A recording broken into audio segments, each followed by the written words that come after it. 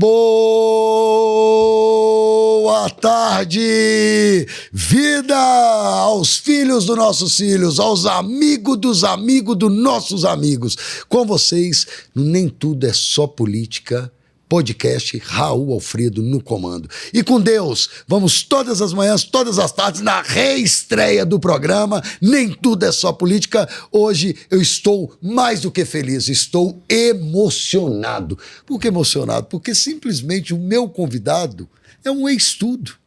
É um ex-tudo. Por que é um ex-tudo? Além de ser ex-tudo, ele é o meu maior professor que eu tenho de vida pública.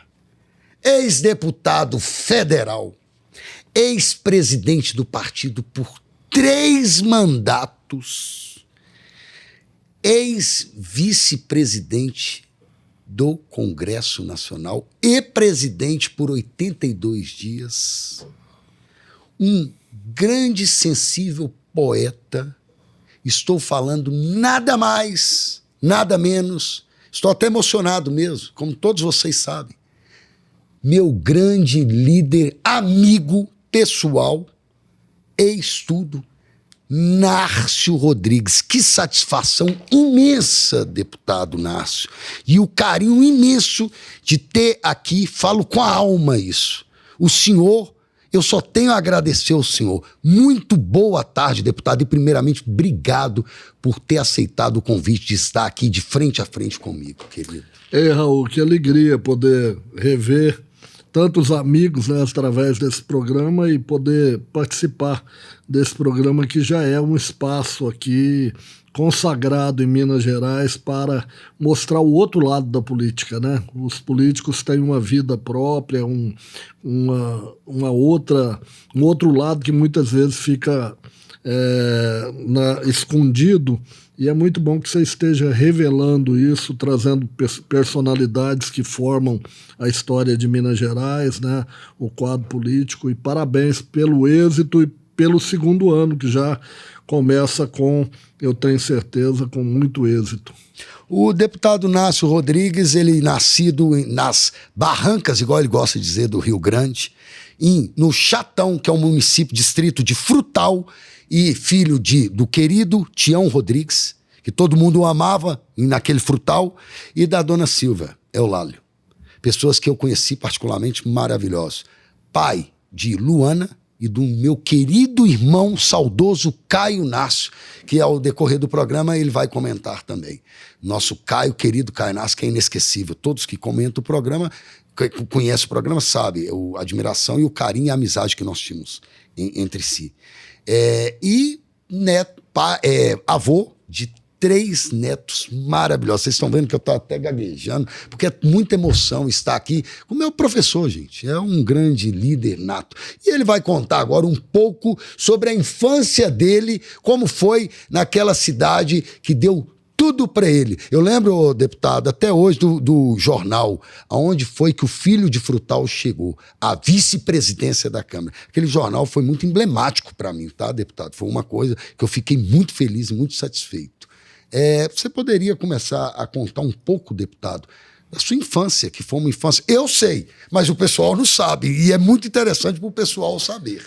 Bom, eu nasci em Frutal, na fazenda Corguinho, na região do Chatão, né, em 23 de abril de 1959, e eu vivi na fazenda até os 5 anos, quando fui para a cidade para estudar aos 6 anos, né. Tive um pai e uma mãe maravilhosos que me deram uma formação extraordinária, né, e eu tenho hoje... Tudo que eu consegui ser vem dessa educação que eu recebi, né? E nasci convivendo com a natureza, com o Rio Grande. Eu nasci a 1 quilômetro do Rio Grande, hoje é a 500 metros do Rio Grande que está a nossa casa, dada a represa de Marimbondo, que Furnas instalou ali. Mas foi uma vida toda de muita dificuldade do ponto de vista das tecnologias que não existiam, né? Nossa casa não tinha banheiro, nossa casa não tinha luz elétrica, mas tinha um córrego que passava à beira da casa, tinha passarinhos, frutas à vontade, pé de manga, leitoa, frango à vontade, então a gente muito mato e a gente aprendeu a viver, a ter uma atitude muito voltada para a compreensão do que é a natureza na vida das pessoas. Então eu nasci com amor à natureza, né? Com amor aos animais, e meu pai me passou muito essa capacidade de amar o próximo, que eu acho que é um mandato que mais importante que uma pessoa pode cumprir na vida, é do amor ao próximo, né? No ministério de Deus mesmo, na compreensão de que nós só somos felizes através dos outros, só somos felizes quando fazemos outras pessoas felizes. Isso eu aprendi com meu pai. Meu pai me deu uma enorme educação para o bem, para a boa convivência, para a gente fazer da política um instrumento para melhorar a vida das pessoas, né? E eu tive uma vida extremamente vitoriosa. Desde menino, apesar das dificuldades financeiras, nunca me faltou o apoio moral para que a gente crescesse e realmente saísse de lá, do chatão, para poder chegar em Brasília e ocupar a vice-presidência e depois, na crise do Renan Calheiros, assumir a presidência do Congresso por 82 dias. Né? Então, eu só tenho a agradecer aos meus irmãos, Lina Mari, Sidônio, meus sobrinhos, meus filhos e meus netos. Deus me deu muito mais do que eu merecia, sem dizer dos amigos como você, que fazem parte de toda a minha trajetória e que eu cultivo permanentemente as amizades, né? Ainda agora estava falando com o ex-prefeito Fradique de Campina Verde, anteontem recebi o Aloysio de Freitas Rezende, já com 81 anos, né?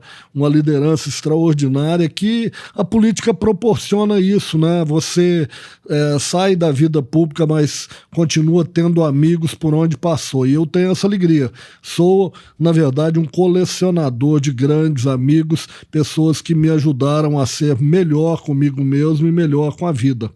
Deputado, parabéns aí pela colocação. Agora, você, no governo Aécio Neves, um dos melhores governadores, tá, gente? Pelo menos na minha opinião. Melhor, indiscutivelmente. Um dos melhores governos que já teve no estado de Minas Gerais é nosso querido Aécio Neves. Um abraço aí, Aécio. Está até faltando o senhor estar aqui também conosco para conversar e bater um grande papo. O senhor foi um grande articulador, um grande nome, um dos principais nomes do estado de Minas Gerais. Como que estar, que você completou no dia 1º de fevereiro, 10 anos afastado do poder? Como que é essa relação, que eu vejo tão tranquilo o senhor, mas como que é essa relação do poder e está separado, como você tinha passado a cadeira para o Caio, né, há 10 anos atrás? Como que é estar hoje em dia fora do poder, já que você teve tanto poder e tanta articulação naqueles momentos assim de glória, vamos se dizer, de Minas Gerais? Olha, Raul, eu fiz 5 mandatos no Parlamento da República. No meu último mandato, fui convocado pelo governador Antônio Anastasia para ocupar a Secretaria de Ciência, Tecnologia e Ensino Superior, que foi um momento apoteótico da minha carreira, um momento que eu pude mostrar o talento que a gente tem para poder criar, implementar e entregar resultados, né, de projetos de longo alcance para Minas Gerais. Fazer política com a Aécio é fazer história, né? Isso foi uma coisa que me marcou profundamente. A minha geração tem no Aécio e no Eduardo Campos as maiores expressões políticas, né, que nós tivemos. Pessoas dotadas de uma capacidade extraordinária. Eu me lembro que em 8 anos, e é preciso lembrar isso num momento como esse, né? Em 8 anos de governo do Aécio, nós nunca tivemos uma denúncia, nunca tivemos uma acusação de qualquer ato ilícito praticado pelo Aécio. Então, a lisura com que ele conduziu o governo foi uma marca que não é levada em conta agora, até porque a gente também tem essa compreensão de que honestidade é obrigação. Mas o Aécio, à parte o aspecto ético do governo, da atitude moral que ele sempre conduziu os destinos de Minas, ele plantou sementes de inovação que estão aí, né, para quem quiser ver. Basta dizer que Minas teve 221 municípios, foram foram ligados ao asfalto durante o governo dele, numa demonstração da capacidade criativa dele para bons projetos. Então, viver o poder, para mim, foi muito bom, porque eu me utilizei dessa oportunidade para desenvolver projetos e melhorar a vida de pessoas, né? Eu me lembro que, quando assumi a Secretaria de Estado de Ciência, Tecnologia e Ensino Superior, a UENG tinha 4.700 alunos, estava presente em 8 municípios, né? Quando nós deixamos o mandato, a UENG estava com 18 mil alunos e presente em 15 municípios. Então, a gente fez avançar o ensino superior em Minas Gerais, graças ao apoio ostensivo, dedicado do governador Antônio Anastasia. Nós fizemos o processo de estadualização das fundações da UENG, em que os alunos ainda pagavam matrícula e mensalidade. Nós eliminamos isso. Então, a nossa passagem pela vida pública, ela deixou um legado de realizações. Eu queria te contar que, ao longo do meu mandato parlamentar, eu realizei 1.187 obras para a minha região, para Minas Gerais, e não são obras pequenas, são obras de importância vital para a nossa região. Basta dizer que eu fiz em torno de 60 ginásios poliesportivos na nossa região. Então, fizemos hospitais em Iturama, em Frutal, né? Ajudamos a construir o Hospital do Povo, o Hospital Frei Gabriel, construir a nova ala do Hospital do Câncer em Uberaba, o Hospital Eliangote. Então, se a gente for listar o que fez, é muita coisa, mas o importante é que isso é resultado de trabalho. Eu acho que quem faz vida pública tem que ter a preocupação com o resultado. Foi o que nós tivemos sempre e foi muito bom ocupar o poder, mas também há um momento em que o político tem que entender que é preciso renovar a política. Eu acho que eu sou um dos poucos deputados que parou, sem perder mandato, sem perder eleição.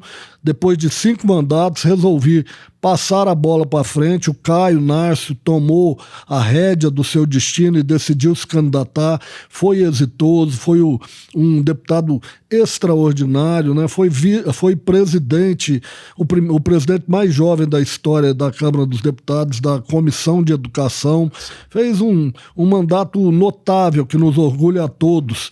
Então eu achei que ali era a colheita do que eu plantei. A ideia de renovar é botar gente que possa manter a chama acesa do trabalho e que tenha uma preocupação, sobretudo, de dar resultados para a população, né? Hoje a política virou apenas a ação do conflito. Nós vivemos um tempo em que a política era, sobretudo, dialogar, convergir e realizar, entregar obras, entregar resultados, né? Fazer com que a população sentisse que o seu deputado, mais do que discutir, que é importante também, né? Mas discutir num ambiente de convergência, na compreensão de que o parlamento é um espaço para divergência e que a gente tem que respeitar os que pensam diferentes de nós. A divergência faz o embrião da democracia, mas a gente tem que fugir do radicalismo. O Brasil não aguenta a extrema-direita, não aguenta a extrema-esquerda.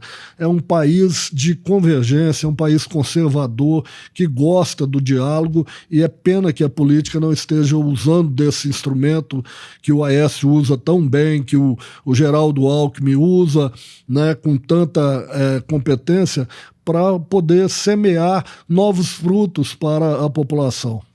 Deputado, pegando carona nisso que o senhor está falando, em 2016 tivemos um problema grave da acusação que o senhor, em ato de corrupção, tinha feito na Ciência, Tecnologia e Ensino Superior dentro da sua cidade, Frutal, com a Cidade das Águas, o qual você foi reconhecido até pela Unesco, um dos caras com uma mente brilhante e um cara com uma usina de ideias, um deputado fantástico. Conta um pouco sobre essa prisão, como foi isso para o senhor, se foi provado alguma coisa, a que pé está isso daí, porque isso é muito importante para as pessoas saberem e é uma oportunidade que você tem para esclarecer isso, falar sobre isso, porque pelo que eu vi nos programas que você passa, deputado, o senhor nunca tocou nesse tema. O senhor nunca falou sobre isso. Se te incomoda ou se não te incomoda, como que é trabalhar com isso? As fotos que são postadas na internet são muito grosseiras, daquele uniforme do SWAP, um homem que era tão, que é tão elegante como o senhor, tudo, se vê nessa situação. Como é que foi isso para o senhor? Conte um pouco sobre isso. Bom, em primeiro lugar é preciso dizer que se a gente não tiver Deus dentro da gente, no momento desse você faz loucura, né? Nós temos o caso de um reitor lá em Santa Catarina que é acusado injustamente e condenado pela opinião pública. Sim. Ele acabou se atirando de cima de um shopping e suicidando, né? Mas graças a Deus eu soube absorver isso como um fato da política, né? Mas vamos a alguns fatos antecedentes a isso. Eu fui deputado por 5 mandatos, nunca, em tempo algum, eu respondi um processo sequer, né? Depois fui secretário de Estado e nesse processo entreguei uma gestão cujos resultados podem ser vistos aí, que não é só a estadualização da UENG, nós entregamos parques tecnológicos, nós entregamos projetos de inovação de altíssimo alcance para as regiões mais pobres e desenvolvemos atividades grandes com a Unimontes, com a concertação com as universidades federais. Se você olhar o passado, vamos olhar 2016 e o ambiente que existia no Brasil. Naquele momento, nós vivíamos o lavajatismo, era uma prática geral. Naquela época, o Sérgio Moro, que hoje já se sabe, fez um conluio com o Ministério Público e começou a prender pessoas e utilizar desse recurso para obter delações premiadas para poder prender pessoas que estivessem envolvidas em corrupção, né? Naquele ambiente, o que foi feito comigo? Uma armação política muito clara. Naquele momento, nós estávamos vivendo a crise do governo Dilma, o governador Antônio Anastasia foi nomeado, então, para relator do impeachment da presidente Dilma, e o Fernando Pimentel, que era amigo dela e governador do Estado, tomou para si a tarefa de armar alguma coisa contra alguém do PSDB de Minas Gerais. Era um troco, era uma armação, sabe? E em cima de fundamentos falsos, né, usando de pretextos que não foram verdadeiros e que hoje se revelam claramente, ele armou para uma prisão e para tentar obter uma delação premiada contra o governador Aécio e o governador Anastasia. Como eu não tinha nada para falar deles, não havia delação a fazer, até porque nós nunca fizemos nenhuma coisa errada, né? Quem faz isso é quem não tem respeito pela vida pública, né? O tempo vai mostrar isso. Mas o que houve de fato nesse processo é que, se você vê toda a fundamentação de acusações contra mim, nós, passados 10 anos, qual é a prova que se tem do meu envolvimento em qualquer ato ilícito? Nenhuma. Então eu estou esperando. Meu pai me deu uma herança maravilhosa de paciência. Eu tenho paciência para dizer, em muito pouco tempo a verdade virá à tona. Você se lembra, quando eu fui preso, eu fiz uma frase de efeito que é: a verdade não é filha da pressa.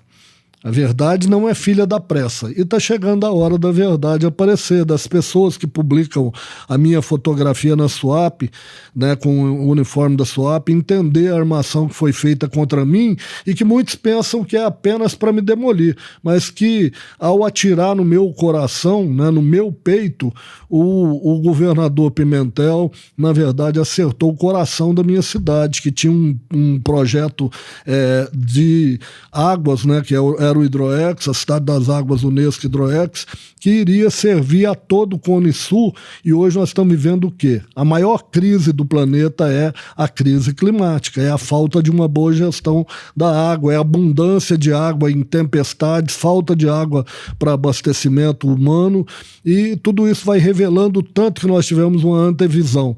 Então minha vida pública foi esgotada naquele momento. É claro que você passa por um processo de tragédia, porque eles anunciam as possíveis irregularidades como se elas fossem verdadeiras. O Ministério Público se baseou num PAD, que é um processo administrativo disciplinar, que era tocado pelo governo do Estado para poder me acusar e me prender. Ao final desse PAD, que foi no ano passado, todas as pessoas foram absolvidas. Então, hoje, eu sou uma pessoa que era chefe de uma organização criminosa, segundo o Ministério Público, de uma coisa tão preciosa que era. Eu era chefe de uma organização criminosa de pessoas inocentes. Ninguém fez nada errado. Então a justiça vai se pronunciar, eu confio muito nela e sei que tudo isso era um momento da política do Brasil que nós vivemos de uma tragédia horrível. Muitas pessoas pensam que eu fui preso pela Polícia Federal, que houve um envolvimento. Não, foi uma armação feita em nível de Estado, e hoje esse processo está federalizado. Nós vamos ter o pronunciamento da Justiça Federal e eu tenho absoluta tranquilidade da minha absolvição, da minha inocência, porque eu não cometi nenhum crime. Basta dizer que eu sou acusado de ajudar a se fazer superfaturamento nas cidades das águas. A obra não era tocada pela minha secretaria, era tocada pelo DEOP, que era órgão da Secretaria de Obras, de Transporte e Obras Públicas. Então, é curioso isso, porque eu não me envolvi com a obra, eu nunca tive nenhuma participação na execução de obra, né? E mesmo os pagamentos que fizemos eram feitos depois que o DEOP nos passava o ok para as medições. Então, eu tenho muita tranquilidade. O outro fundamento que se fez foi de uma delação premiada de uma pessoa com quem eu tive 2 ou 3 vezes, mas nunca conversei sobre nada. Ele ouviu falar coisas e falou de mim o que não era verdade. O tempo virá e já está chegando a hora. Isso eu fico feliz de poder devolver as pessoas que confiaram em mim a vida inteira e que sabem que eu jamais faria alguma falcatrua, dar um retorno dessa, de dizer assim, a minha inocência será dedicada aos meus netos, à minha mãe, ao meu pai, à memória deles, à minha cidade, que pode ter certeza que eu jamais iria trair a confiança do meu povo, mas quero também dedicar isso às pessoas como você, que sempre confiaram em mim e que sabem que eu jamais iria me prestar a um ilícito, sabe, para ferir e para macular uma vida pública só de êxitos que eu tive com 5 eleições crescentes, votações crescentes e o reconhecimento de Minas de todo o trabalho que eu fiz. Eu sou uma pessoa extremamente humilde, tranquila, né, e tenho certeza de que a hora que a verdade chegar, não quero vingança, não quero nada, mas quero restabelecer a minha reputação e colocá-la a serviço sempre das pessoas que acharem que eu posso ser útil como amigo, como companheiro, como articulador, porque eu não preciso ter mandato para fazer coisas, né? Você falou, eu sou um ex-tudo, né? Um ex-tudo é uma pessoa que já ocupou vários cargos, mas eu sou um ex-tudo que estou trabalhando em muita coisa boa, né? Inclusive sou um ex-estudante, sou um escritor, né? Então eu tenho certeza de que nós ainda vamos mostrar não só a nossa inocência, como a nossa capacidade de trabalho a serviço de Minas sem precisar ter mandato. E eu te agradeço, porque é a primeira vez que eu me pronuncio a respeito e eu sei que eu tenho um encontro marcado com a verdade. E esse encontro marcado virá através da justiça praticada, com certeza. As pessoas que me julgaram, que me acusaram, julgaram e me condenaram, só faltaram me executar. Como não me mataram, possivelmente Deus vai me dar a glória de, em vida, provar minha inocência. Deputado, excelente. Agora, como que era, resumidamente, que eu lembro que o senhor saiu de lá até 20 quilos mais magro. Como que era o dia a dia numa prisão, deputado? Isso foi muito sofrido na época para o senhor, porque eu acompanhei. Mas eu queria que você falasse o cotidiano lá, o dia a dia, o judiamento, como que é, ou se não é, como que é o dia a dia dessas pessoas que nunca estão esperando isso e vão parar lá na Nelson-Hungria, vamos se dizer assim? Olha, é uma experiência que a gente tem que viver. Eu sou muito espiritualizado, né? Minha mãe era médium espírita e eu sempre acompanhei o catolicismo, sempre tive uma atitude muito próxima do catolicismo, mas mergulhei fundo no espiritismo e tenho uma visão clara de que nós somos espíritos encarnados e temos missões a cumprir aqui. Quando eu cheguei à prisão, a primeira coisa que eu entendi é que eu deveria obedecer às regras ali estabelecidas e conviver pacificamente com todo mundo. Eu fui para um alojamento em que tinham 14 pessoas e saí de lá com 14 amigos, né? Isso é que eu posso dizer. Rezando todo dia, fazendo reflexões sobre minha vida, escrevendo muito, mas eu tive a sensação exata no momento em que fui levado a penitenciária, que meu pai estava ao meu lado me dizendo: filho, você tem que passar por isso, tenha fé e confiança que isso tudo vai passar. Aliás, o Chico Xavier dizia isso, tudo passa. E passou. E eu tive alegria, na minha saída de lá, de ter os 3 diretores da penitenciária na porta para se despedir de mim e dizer: deputado, você não criou um problema aqui, você harmonizou o alojamento, que era uma área de conflito para nós, e você estabeleceu um diálogo extremamente produtivo com a diretoria. Mas é claro que nós fomos nós fomos alvos de todo tipo de sacanagem, se eu posso usar esse termo. Claro, aqui você está à vontade. Como se estivesse na mesa de sua casa, aqui, conversando e falando para o povo que o povo quer. Obrigado. Nós fomos submetidos a todo tipo de tortura que você pensar, tortura física, tortura mental, né? Eu tive problemas físicos, né, que me levaram a perder peso.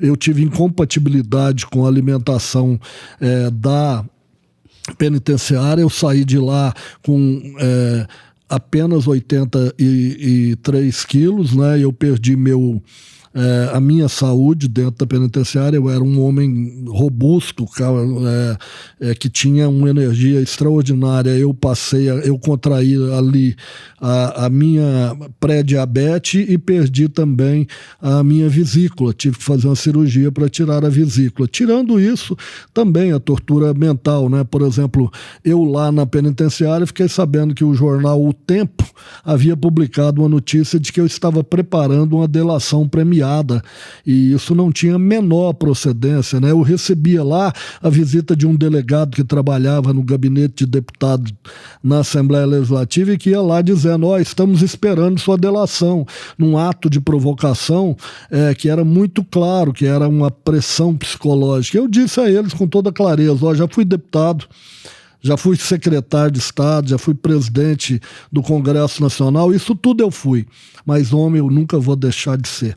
Então pode avisar para o seu pessoal que está mandando vir aqui que nós não temos delação a fazer. Eu saio morto daqui, mas não saio delator. Primeiro, porque não tem para delatar. Em segundo lugar, que delação é coisa de gente covarde. Quem faz delação é gente covarde, sabe? Eu tenho essa visão. E a segunda coisa é que eu tenho honra. E eu quero entregar a minha reputação e a minha honra como legado para os meus netos e para os meus amigos e filhos. Eu tenho uma alegria enorme de nunca ter me curvado, nunca ter baixado a cabeça e nunca ter aceitado todas as acusações que foram feitas contra mim, até de que eu tinha conta no exterior. Nunca fiz uma operação financeira senão dentro do Brasil.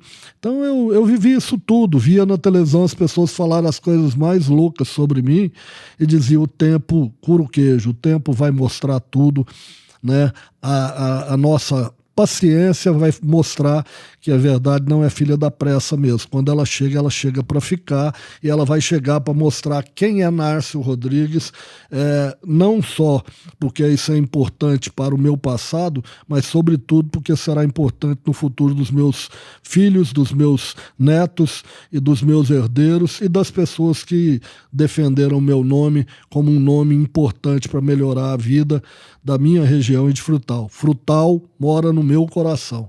É a terra que hoje eu estou tendo a oportunidade de viver, voltar a conviver, e vai estar sempre alma com o desejo de fazer dela uma cidade melhor para todos. O senhor está escrevendo ainda, deputado? Ou o senhor deu uma pausa? Porque o senhor sempre foi um poeta, né? Escreveu vários e vários livros. Então eu quero saber se o senhor continua escrevendo. As Domingueiras, que particularmente eu era muito fã. Curiosamente, eu dei um tempo das redes sociais, sabe? Eu até brinquei. Uma vez eu ouvi o Tim Maia dizer que tinha ido a um spa e que em 2 semanas ele tinha perdido 14 dias, né? Em vez de perder peso. E eu peguei essa imagem para dizer assim, em 3 meses afastado das redes sociais, eu ganhei 90 dias para mim. Então foi um período, e tem sido um período importante, eu tenho postado muito pouco, mas eu tenho escrito sempre. Eu escrevo poesias rotineiramente, quero retomar a Domingueira, mas eu estava querendo ficar livre dessa asfixia da rede social, de você ficar viciado nisso, e eu acho que todo mundo tem que ter folga. Eu hoje, a hora que chega 17, 18 horas, eu já vou me desligando do celular para poder pensar mais comigo, fazer contatos saudáveis, né? Então estou vivendo uma vida muito boa, que eu gosto, trabalhando muito, talvez até mais do que eu trabalhava quando eu estava na atividade pública, porque eu sou incansável e trabalhar no que você gosta é muito bom. Estou escrevendo um livro do meu pai que chama Uma Porteira para o Céu, né, que tem quem conhecesse ou quem conhecer o meu pai, ou quem puder conhecer através desse livro, vai ver que figura humana que foi ele, um pedaço de Deus na terra, minha mãe maravilhosa, um ser humano extraordinário que me deu lições e lições de renúncia, de espera, né, de confiança, né, de firmeza. Então eu tenho que tocar minha vida dentro desse aprendizado. A poesia faz parte da minha vida, você sabe disso, é uma parte da minha essência. Estou amando muito, né, voltei a ter uma convivência extremamente maravilhosa com a Renata Henriques, que foi uma mulher que marcou a minha vida e que hoje é minha companheira, eu tenho certeza, até os meus últimos dias, porque é uma pessoa muito especial. Então eu estou vivendo, amando, curtindo família, curtindo amigos e acompanhando a política com muita preocupação. O que mudou, deputado, se o senhor puder falar com nós, o que mudou da política na época do senhor para os dias de hoje? Olha, o Ulisses Guimarães, né, tinha o hábito de dizer que a cada legislatura o parlamento perde um pouco de qualidade, né? Uma vez um cara chegou nele e falou: doutor Ulisses, a Câmara dos Deputados está muito ruim, o parlamento está muito ruim para a gente trabalhar. E ele dizia: calma, meu filho, espera que você vai ver como vai piorar na próxima legislatura, né? Então, eu não acho que seja isso. Acho que a sociedade muda, o parlamento é a expressão da sociedade, né? Não tem ninguém ali que não esteja ali porque a população pôs, então não adianta falar mal do Congresso, porque nós aqui o elegemos, mas mudou muito a forma de fazer política, né? O pluripartidarismo virou uma sopa de letrinhas no Brasil e não tem mais partido com nenhuma proposta, a não ser os partidos que historicamente têm um legado aí na sua condução histórica, né? Mas o pior é a forma de atuar, né? O parlamento virou o ambiente para a realização de postagens, né? As pessoas ficam ali, ó, mostrando para o mundo o que está fazendo e às vezes não está fazendo nada, né? E outra coisa, virou um ringue de discussão ideológica, sabe? Essa questão da direita, da esquerda, de nós estarmos discutindo hoje no mundo até questões que dizem respeito à preferência sexual, me assustam profundamente ver o Trump dizer que nos Estados Unidos nós vamos ter apenas homem e mulher. E como é que você faz isso numa sociedade cuja diversidade sexual só cresce, até porque a humanidade evolui e busca outros caminhos? Como é que eu vou negar às pessoas o direito de ter escolhas pessoais que lhe agradam mais na sua preferência sexual? Isso faz parte de nós não nascemos para regras impostas por lei. Você vai fazer por decreto que os Estados Unidos tenham homem e mulher, e o que você vai fazer com as 3 milhões de pessoas que participam da passeata LGBT de Nova York? Você vai dizer para as pessoas que elas não existem? Vai dizer que elas não podem ter uma outra orientação sexual? Então não dá para botar na lei estas coisas, não dá para a gente querer enquadrar a sociedade, até porque a lei existe para retratar o que a sociedade é. Então, na política, a gente deveria objetivar a nossa discussão a coisas que realmente dizem respeito à nossa tarefa, a mecanismos que melhorem a inclusão das pessoas na participação no emprego, na cidadania, na casa popular. Então, eu entendo que o que há no Congresso hoje, um grupo de parlamentares que não tem que prestar nenhum serviço, e o parlamento está detendo hoje a maior parte do recurso do orçamento nas suas mãos. Então a responsabilidade de direcionar esses recursos é do parlamento. Em qualquer país do mundo, a principal função do parlamento é votar o orçamento. O Brasil é o único país que detém novamente essa oportunidade, que tem um parlamento que não está atento às regras do que deve ser feito, né? Parlamentares que ganham a eleição e que não têm que prestar contas de nenhum trabalho que está fazendo no sentido de atendimento das suas bases. Parlamentares que têm apenas que gritar, que contrapor, que fazer discursos ofensivos sem respeito aos outros, né? Para poder, com isso, ganhar representatividade, né? Então, eu me assusto muito. O parlamento era um espaço em que nas comissões a gente tinha muita divergência, e era bom que tivesse, para a gente aprender na democracia. Quem forma a maioria ganha, e a gente tem que aprender a respeitar as maiorias. E o plenário é um lugar da convergência, do diálogo, um lugar em que você marca posição, você tem a sua posição marcada, mas você tem que obedecer à maioria que vota. Então eu espero que aconteça isso, sabe? Depois que eu saí da política, eu passei a observar que a população não fica olhando o que o deputado faz por ela, fica olhando o que ele fala. Isso é muito ruim. É importante falar. Eu sempre falei, muito. Defendi minhas ideias, respeitando meus adversários.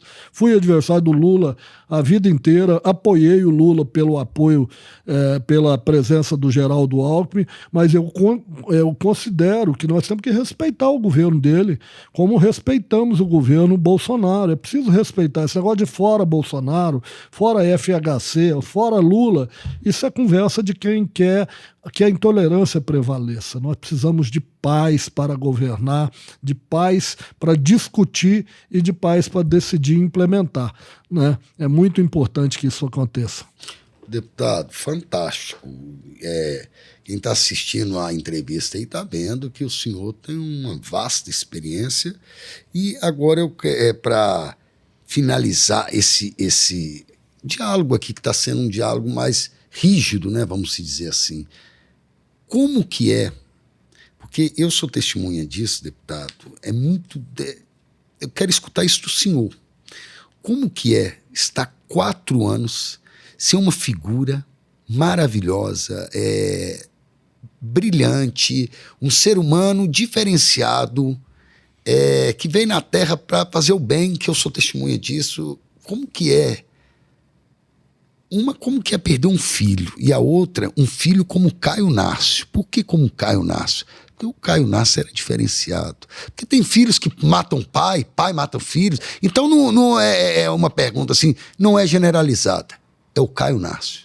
Como é que ele deve viver sem a presença do Caio? Olha, Raul, no dia que o Caio morreu, eu fiz um depoimento sobre isso, e é o que prevalece na minha visão. Sabe, primeiro que a gente não pode ser egoísta de querer que seja para sempre, né?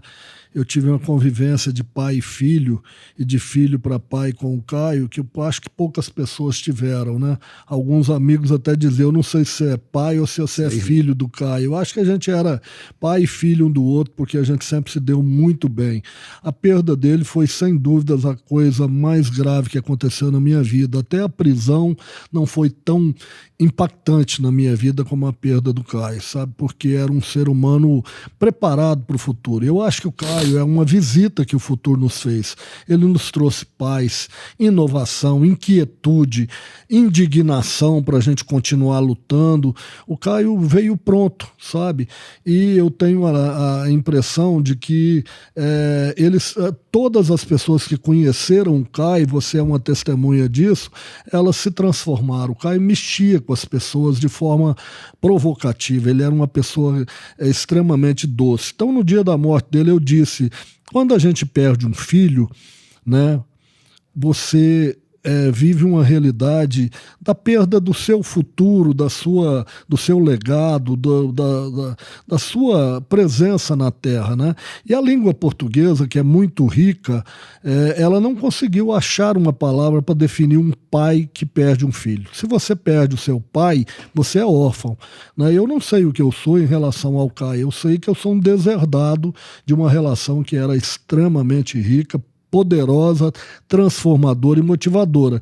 E eu digo que o Caio continua comigo, eu tenho o sentimento que ele continua, porque pouco depois da sua morte ele apareceu para mim dizendo, pai, você não pode se prostrar. Eu estava num período em que eu cheguei a 127 quilos por absoluto descuido, não comia, não tinha graça com nada, e ele veio me reanimar para dizer, pai, você tem que continuar, porque você é um fênix, você nasce da cinza, renasce das cinzas, você é um cara que se atualiza, você é um cara extraordinário para adotar tecnologia, inovar.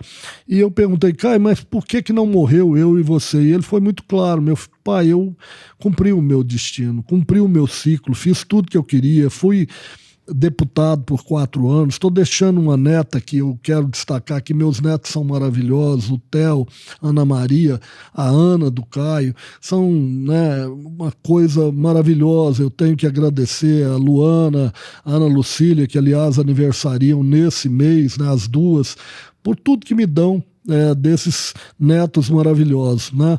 E o Caio deixou essa neta, como a Luana me deu 2 netos maravilhosos. Então, a gente tem esse sentimento, assim, de que Deus precisou dele, sabe? Deus precisa construir um mundo melhor, nós estamos vivendo um tempo de muita transformação. Prestem atenção que nós estamos vivendo um período de muita transformação. Todas essas coisas que estamos vivendo no mundo, né, essas turbulências que o mundo está vivendo, sinais dos tempos. Nós estamos passando por uma transformação. E eu acho que a gente tem que estar atento a isso. Uma coisa que eu aprendi, sabe, Raul, e eu quero falar isso, que a perda de poder, né, você tem uma coisa interessante que quando você deixa de ter poder, exercer mandato, há uma coisa boa nisso, sabe? Você descobre quem são os seus verdadeiros amigos. Gente que me tratava com muita cortesia, com muita gentileza, gente em Frutal, gente na região, gente em Belo Horizonte, em Brasília, que muitas vezes me tratavam com uma deferência que eu imaginava ser especial, passaram a nos tratar de forma distante, às vezes até com indiferença, enquanto nossos amigos não. Aqueles que são nossos amigos, ou que viraram nossos amigos quando nós entramos na política, são nossos amigos até hoje. Então esse bem, o fim da vida pública nos dá. Você consegue identificar com clareza quem são os seus verdadeiros amigos. E eu sou muito feliz de ter tido essa oportunidade, porque eu sei quantas pessoas eu ajudei sem nenhum propósito de obter reconhecimento, mas com o sentimento de que eu estava cumprindo a minha obrigação. É bom a gente ver que tem gente que não esquece, mas é bom saber também que tem muita gente que nem leva em conta o que a gente fez. Deputado, isso aí é muito importante. E agora, quase já chegando ao fim do nosso entrevista aqui, bacana, magnífica, essa reestreia do programa. Nem tudo é só política, oferecimento determinante, quem faz passa. Meu grande amigo, o Rafael aí, ó, Catu, um abraço. O Instituto Brasileiro de Gestão e Pesquisas aí, um dos melhores concurseiros do país. Deputado, eu gostaria de falar o seguinte para o senhor. A pergunta que não quer se calar, deputado. O senhor volta para a política ou não volta? Essa é uma pergunta. Depois disso tudo aí que o senhor falou, volta ou não volta? No ano passado, eu ensaiei uma candidatura a prefeito de Frutal, sabe? Eu estava vivendo um momento de volta para a cidade e pensei que poderia contribuir, não com a eleição, mas com a disputa, né? De colocar o meu nome, discutir coisas que eu gosto de colocar para Frutal, que eu sempre vou estar colocando, né? Mas não era minha hora. Eu tive um problema de saúde no ano passado, né?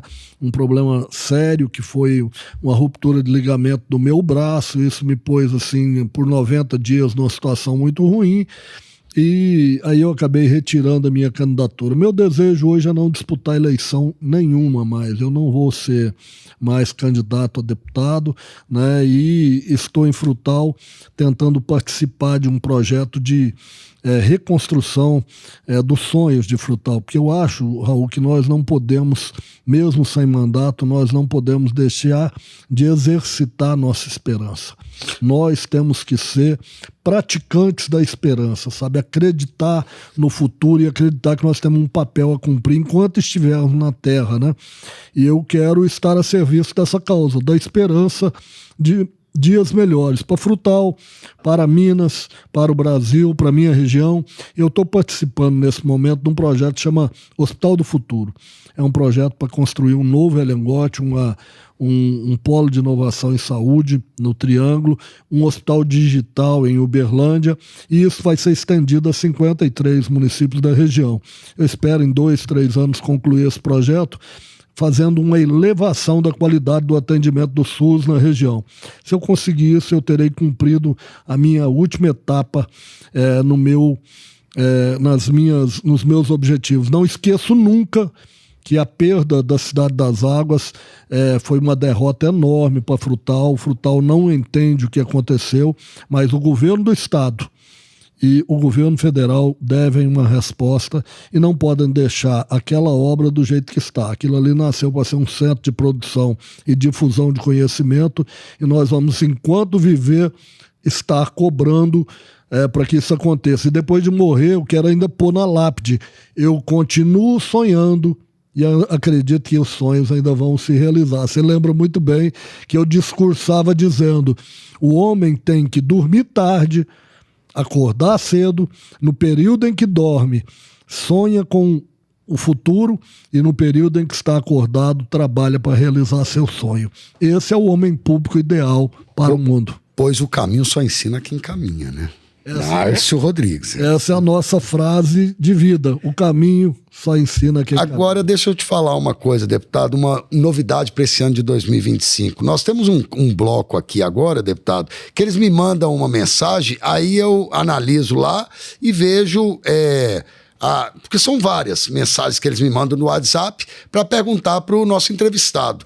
E eu escolhi aqui um até de sua terra, que ele não pergunta, mas ele disse, Vitor Moura, ele disse o seguinte, deputado, que existe um triângulo antes Nárcio e um pós-Nárcio, que ele gostaria muito de ver pessoas como você, se não for o próprio, mas pessoas com sua cabeça para estar atuando na política de Frutal, porque está precisando lá, não só em Frutal, mas como um triângulo mineiro todo, um homem como Nárcio Rodrigues. Vitor Moura, lá de Frutal. Agradeço muito ao Vitor. Eu sei que a gente tem um compromisso com a cidade, eu nunca vou me ausentar desse compromisso, né? Eu tenho amigos em Frutal e tenho compromissos em Frutal. Essa semana eu estive com praticamente todos os novos vereadores de Frutal, numa visita a eles. Nós estamos levando a unidade do Hospital do Câncer Elengote para Frutal, estamos fazendo esse ano um grande programa de prevenção do câncer de mama. Então, Vitor, você pode ter certeza de que nós vamos continuar, enquanto vivos, trabalhando. Eu vou estar participando ativamente da disputa política, eu vou estar participando de algum grupo. Não sei se vou disputar a eleição, isso não é uma decisão que uma pessoa pode tomar sozinha, mas o meu desejo é estar sempre contribuindo para que a cidade possa voltar a retomar seu protagonismo. Depois da morte de Caio Nárcio, Frutal não recebeu o volume de recursos que ela tem direito e que recebia nos 25 anos em que eu e o Caio fomos deputados federais. Hoje nós somos pedintes de deputados que não são nossos. Então temos que trabalhar para que a cidade tenha, no ano que vem, deputado federal, deputado estadual, né? Hoje é necessário que isso seja refletido e a gente tenha deputado em Frutal que faça o que a cidade precisa e não o que ele acha que a cidade precisa. Então isso eu vou lutar para que aconteça e vou trabalhar para que Frutal possa ter nos próximos anos as conquistas que merecem para nós oferecermos à população as oportunidades e a qualidade de vida que queremos ter na nossa cidade. Por isso é que eu estou voltando a morar lá, porque o melhor lugar do mundo é ali e junto com os meus amigos e agora. Estamos vivos e fortes nessa direção. A generosidade da fala de que no Triângulo existe um tempo antes de Nárcio e depois de Nárcio, eu digo que essa é uma atribuição que eu dou ao nosso grupo político. Eu acho que o nosso grupo político trouxe essa transformação. Eu fui apenas o porta-voz da esperança da população e hoje da certeza que ela tem de que nós viemos, plantamos muitas sementes e temos muitos frutos para mostrar o nosso trabalho. Vitão, um abraço. Vitor Moura sempre manda perguntas aqui e sempre manda sugestão. O deputado tem um quadro aqui que é para finalizar o programa, que chama Rapidinha. Como o senhor acompanha o programa, você vai tirar de letra aí, sabe responder das palavras assim, de uma letra ou uma frase. Vamos lá. Política atual, deputado. Nota 2. Deputado, o que você mudaria no país hoje e no seu estado e na sua cidade? Parlamentarismo. Introduziria o parlamentarismo. Família. Melhor coisa do mundo, tesouro de Deus. Cor. Azul. Prato predileto. Um franguinho com quiabo e com gueirova. Poder. Passageiro, mais uma oportunidade para fazer o bem para quem precisa. Aécio Neves. O maior líder da minha geração e um homem preparado para diálogo e para fazer. Deus. Tudo que eu posso pensar na vida eu devo a ele, né? É a energia poderosa da minha realização como homem. Caio Nárcio. Meu líder eterno, meu espírito de luz, minha inspiração, né? E meu amor eterno, o maior amor que eu tive na vida.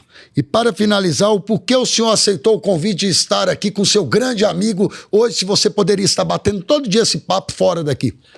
Olha, porque eu acho que essa é uma oportunidade boa que você me propicia. Eu tenho acompanhado e tenho visto o tanto que essa tribuna, né, esse podcast tem sido útil para que os políticos possam passar ideias que vão para além do seu mandato, né, além da sua atuação parlamentar, da sua vida. E eu gostei muito de ver você desenvolver isso. Eu tenho certeza que você está plantando uma semente de um espaço que vai ser útil para muita gente, mas sobretudo para o eleitor e para o cidadão mineiro conhecer melhor os seus políticos e ver que por trás da política existem seres humanos, gente com família, gente que gosta de poesia, gente que acredita em Deus, gente que tem esperança e que quer construir um mundo melhor para você, eleitor. Minha gratidão é eterna pelo senhor. Você sabe o carinho e o amor que eu tenho pelo senhor. Costumo dizer que o senhor é o irmão mais novo que eu tenho. Isso. Tá? E que você é uma pessoa maravilhosa, que eu devo muita coisa. E na vida pública, tudo. Eu agradeço demais, a gratidão é eterna. Você sempre foi um guerreiro ao meu lado. É um prazer imenso estar com você. Quem nos está assistindo sabe da alegria e da satisfação que eu tenho de dizer no coração, Nárcio, igual eu sempre falei, Nárcio, gritava, e isso aí já foi até falado aqui nos programas. Você sempre foi uma luz divina na minha vida. Continue assim, que seu futuro tenha êxito, deputado, porque você merece, você é um guerreiro, um lutador, um batalhador, e a verdade não é filha da pressa, vai aparecer e o senhor vai ser absolvido de tudo, pois o senhor merece. Raul, eu quero te agradecer e dizer para as pessoas o seguinte, a vida pública propicia a todos nós a oportunidade de fazer amigos, E eu espero que todo político tenha a oportunidade de fazer um amigo como o Raul Alfredo foi para mim. Um amigo generoso, um amigo comprometido, um amigo leal, um amigo bem-humorado e um amigo que acredita no futuro e aposta na política. Mas, sobretudo, um ser humano que cuida da família, que cuida do pai, que é uma figura maravilhosa, né? Que a gente tem uma convivência enorme com o Raulzão, né? E eu tenho certeza, Raul, de que você é uma das grandes conquistas que a vida pública me propiciou, porque a sua amizade é um mandato que nunca se acaba, é para a vida inteira e nós vamos estar juntos. E parabéns pela sua competência na gestão desse programa tão importante que 2025 vai abrir janela para o mundo. Deputado, sinta-se como se aqui fosse sua casa. Volte mais vezes, que é sempre um prazer estar com uma inteligência ímpar aqui à minha frente. Muito obrigado. Beijo, deputado, com Deus.